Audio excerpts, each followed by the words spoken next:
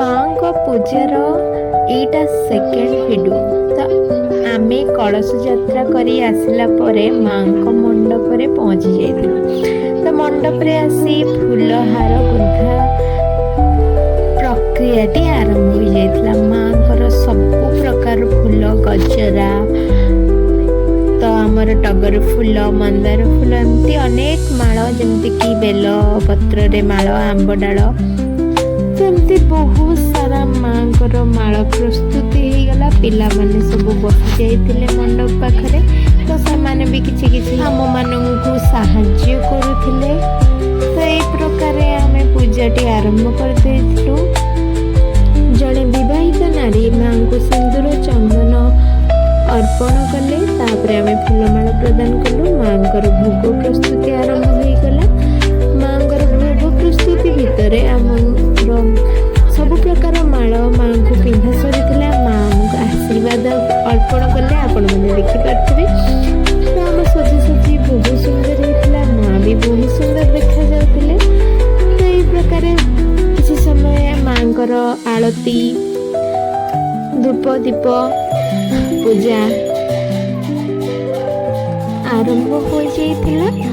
ମା ଖୁଦୁରୁକୁଣିଙ୍କୁ ଆମେ ଅବିବାହିତ ଝିଅମାନେ ମିଶିକିନା ପୂଜା କରୁ।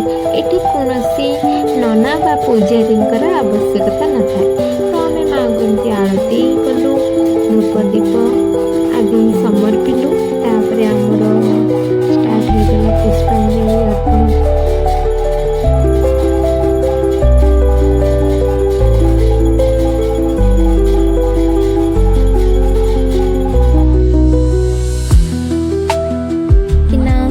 ମାଙ୍କୁ ପୁଷ୍ପାଞ୍ଜଳି ଦେଲୁ।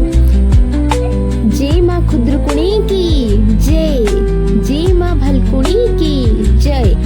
ଏଇ ପ୍ରକାରେ ମାଙ୍କୁ ଆବାହନ କରି ଆମେ ସମସ୍ତ ଝିଅମାନେ ମାଙ୍କୁ ପୁଷ୍ପାଞ୍ଜଳି ଅର୍ପଣ କଲୁ। ମାଙ୍କୁ ପୁଷ୍ପାଞ୍ଜଳି ଅର୍ପଣ ପରେ ଆମେ ଭୋଗ ଖାଇ ଘରକୁ ଫେରିଥିଲୁ।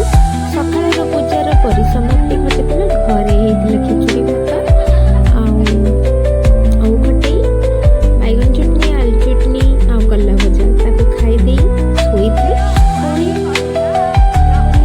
ସାନି ମାଙ୍କ ପୂଜା ଆଉଥରେ ରାତିରେ ପୁଣି ଆରମ୍ଭ ହୁଏ। ରାତିରେ ମାଙ୍କୁ ପୁଣି ଆଉଥରେ ଭୋଗ ଅର୍ପଣ କରାଯାଏ, ମାଙ୍କୁ ବନ୍ଦାପନା କରାଯାଏ। ତ ଆମେ ସବୁ ଯାଇକି ପହଞ୍ଚି ଯାଇଥିଲୁ। ସେଠି ମାଙ୍କର ଖୁଦୁରୁକୁଣି ଗୀତ ଗାନ କରାଯାଇଥିଲା। ସମସ୍ତେ ଆମେ ଖୁଦୁରୁକୁଣି ଗୀତ ଗାଇଲୁ। ଗାଇ ସାରିଲା ପରେ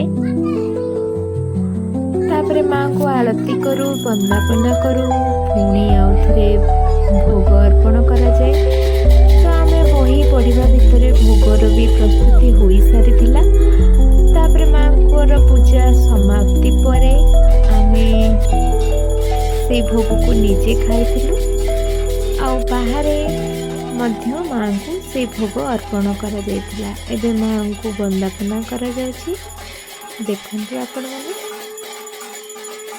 ତ ଇଏ ଥିଲା ମାଙ୍କର ପ୍ରଥମ ପାଳି ପୂଜା। ରହିଲି। ଜୟ ଜଗନ୍ନାଥ।